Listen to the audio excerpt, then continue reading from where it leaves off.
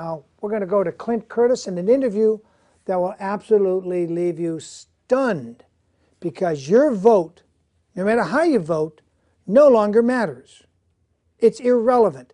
This man, Clint Curtis, wrote the software that flips the votes, steals the vote. Doesn't matter if 90% voted this way, it can flip the vote and say 51% that way and 49% that way. We'll go to that in the room. Well, They have these memory cards where they scan the votes before they send it to the county central from the precinct. They wire it down in a millisecond. You're talking a man-in-the-middle type of an operation? Or? Yeah, they say they've got a gizmo that can flip the vote. Possibly, but wouldn't they then compare the totals on their machines with the numbers that came down? I mean, we actually had this, I worked with some people in Italy that had this issue. This exact issue where the machine totals did not total the same as the tabulator it came down to. And it looked like all of the votes that had come in from military were being flipped for the guy who was in power. But the problem was that a lot of these people did not vote the normal way. They actually went to the polls, and so the guy still lost. But Italy has done away with electronic voting after that. They don't use it at all. Really? They went back to paper. They kicked it. Should America go back to paper ballots? America should go back to paper ballots. Hand counted in the precinct? Hand counted in the precinct.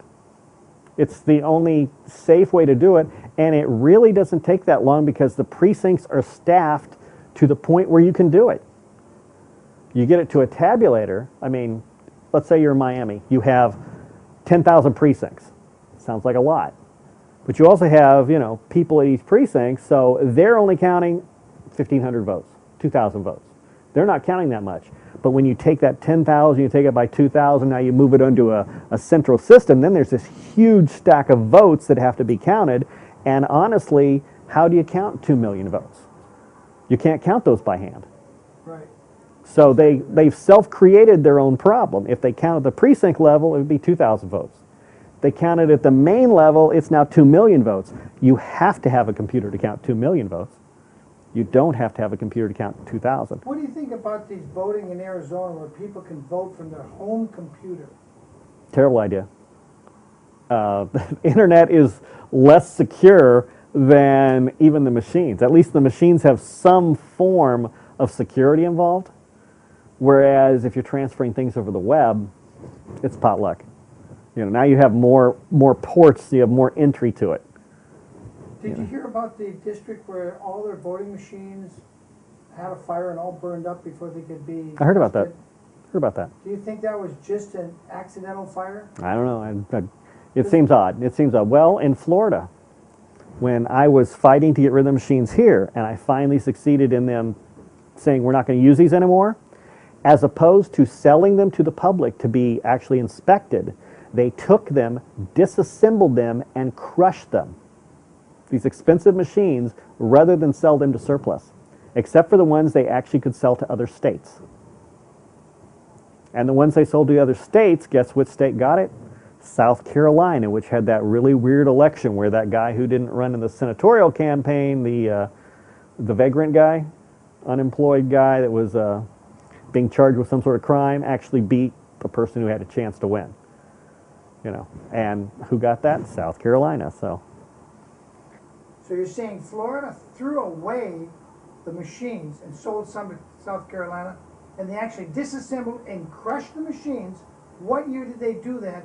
And why do you suspect they would rather crush the machines after they disassembled them than let people buy them and inspect them and dissect them and figure out just how malleable the elections have been? Or is that a rhetorical question? It would have been probably 2007, maybe, when they finally did that. And essentially, it seems to me that what you're doing is you're covering up the possibility that someone's going to go in there and find out there's something wrong. Either find the code or find an entry point to hack it.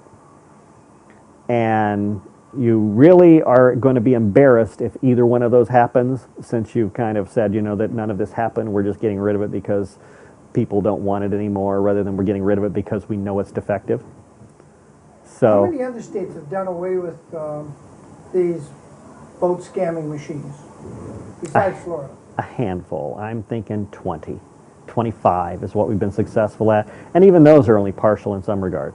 Because a lot of people, well, most people that have gotten rid of the electronic machines still don't count them. They now have a paper ballot where you fill in a bubble, but they send it through a scanning machine. The scanning machine could have the same software issue that the touchscreen has. It doesn't make any difference. It's still a computer. So if you had a certain pattern of voting that made that key as it went through, every time I vote, I'm a Republican, Democrat, Republican, Democrat, Republican, Democrat, whatever your coding is. When it hits that, it would then take the votes and make the flip. And you'd never see it. You never could. Because it would change it would change the log, it would change everything, and it would change it instantaneous. Because they don't take periodic logs. So they don't take a log every 10th one and remove it from the machine. They take a log when it's done, which is no log at all. If you control the records, you're going to change them to fit. So essentially that's what's happening. So you don't have that. Then you have the paper, you set it over here, and you can't count it. In Florida, in fact, it is illegal for the supervisor of elections to count those ballots manually and compare them to the machines. We don't know why. It's illegal for them to count the ballots manually and compare to the machine? It is illegal for them to count the ballots manually and compare them to the machines. Today, in 2011. Yes. But I thought they did away with the machines in Well, they Florida. still have the Scantrons. Oh, so they still got memory card things that could be flipped. Yes. And not only that, but, it can flip as it goes through. But it's illegal for the supervisor of elections to actually do the comparison themselves. They can get a request from a candidate. The candidate has to pay, and you have to catch the right one. So it becomes very complicated.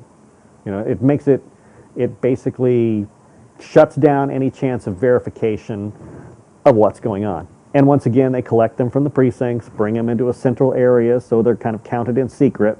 Even though you can see it, You can't really tell what you can't tell what's doing. I mean, it's impossible to get any real feel for something if you're seeing 2 million ballots being sent through a machine from 20 feet away. You can't even read them. What Congress people did Tom Feeney have influence over, do you think, or do you know? Well, he was associated with that whole leadership that came in 2004, 2002, I think it was. So that whole group that came in, the Tom DeLay group. So, he was part of that. Shouldn't Tom DeLay be in prison already? Tom DeLay is in prison, I believe. He's For sentenced, but isn't he out until the appeal is over? he might be. I'm not sure. Duke Cunningham from San Diego went to prison. Yep. Duke But- Cunningham. Trafficant went to prison, but he said he was a good guy, and they put him in prison because he was trying to expose corruption. Do you believe that? I don't know anything You about the don't know case. anything about I don't know that. about the case. Yeah. He's from Ohio.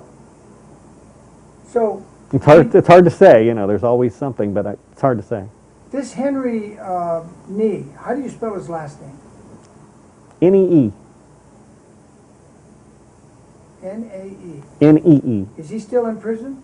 Oh, he never went to prison. He was busted by the FBI. What happened to him? He got a $50 fine, and he wasn't even deported. $50 fine for doing what exactly? Admitting to selling, shipping multiple times Hellfire missile defense guidance chips to Communist China. And he worked for the Shane Corporation Yes. with major NASA contracts. Yes. When I say major, the value of in excess of maybe $10 million. Yes. Does that sound like, It sounds like we just don't care. It is sounds. it the media, is it the mainstream media is not reporting? I never heard of this Henry Nee. It was actually in the paper. Not that he worked at Yang, and not that they had contracts. They don't connect the dots, but it was in the paper. You can Google him, Henry Nee. So the paper didn't connect the dots completely. Right. They just said And Fox News somehow missed reporting these dots. Fox News isn't really news. I mean, come on. They claim to be I don't even think they claim to be fair anyway. and balanced. I don't even think they believe it when they say it. I think they smile when they say it. They know better. And everyone makes fun of them now, so I'm pretty sure that everyone knows it, except for the people that will never know it, no matter how much it hits them in the face.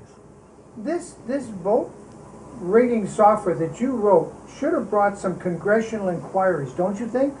Yes. Shouldn't have John Connors called you up and said, hello? Well, we talked with his people, but at that time, the Republicans were very heavy-handed. They had Bush, they had a majority, and basically Conyers was shoved to the basement and couldn't even get a hearing. I mean, if you look at the Ohio hearing, the reason it was held in Ohio was not because it was about Ohio, it was because the Republicans wouldn't give him a room to hold the hearing in D.C. So whose hearing was that in Ohio? That was Conyers.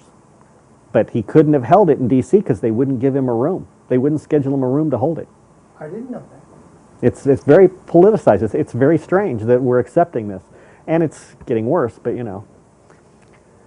I have hopes that someday, you know, the people will rise up as they have in Egypt and they have in others, and they will take control back. But it will come. Do you think the people would rise up if accidentally Fox, CNN, ABC always put this interview I'm doing with you is on TV tomorrow night? Do you think they would rise up, or do you think they just don't really care?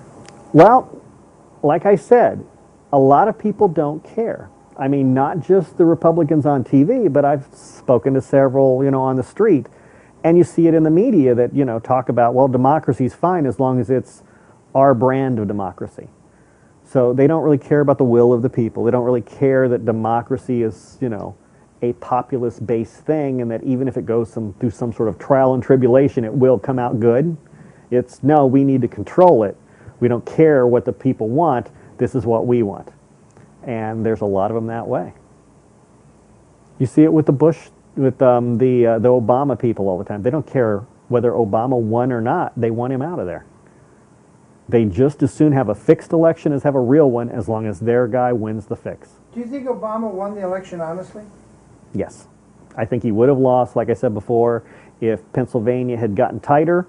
I don't think he'd be president. I think we'd have John McCain.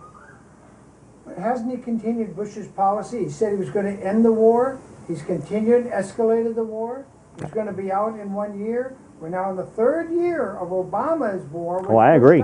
I agree. So is that any change? It's not. And the economic policy is just as bad. It's and still... Bush in his last month said to Hank Paulson, go bail out the bank gangsters and Wall Street and make secret deals, and you don't have to tell anybody.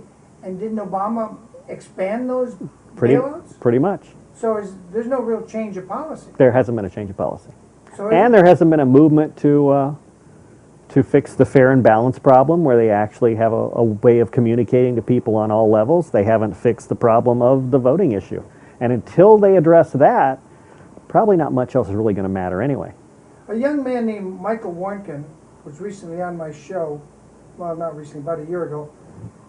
He said it isn't going to get better no matter what we do until we get the ratio of representation back to under 30,000 per congressman. And now it's at about 720,000 people. How many people would that be?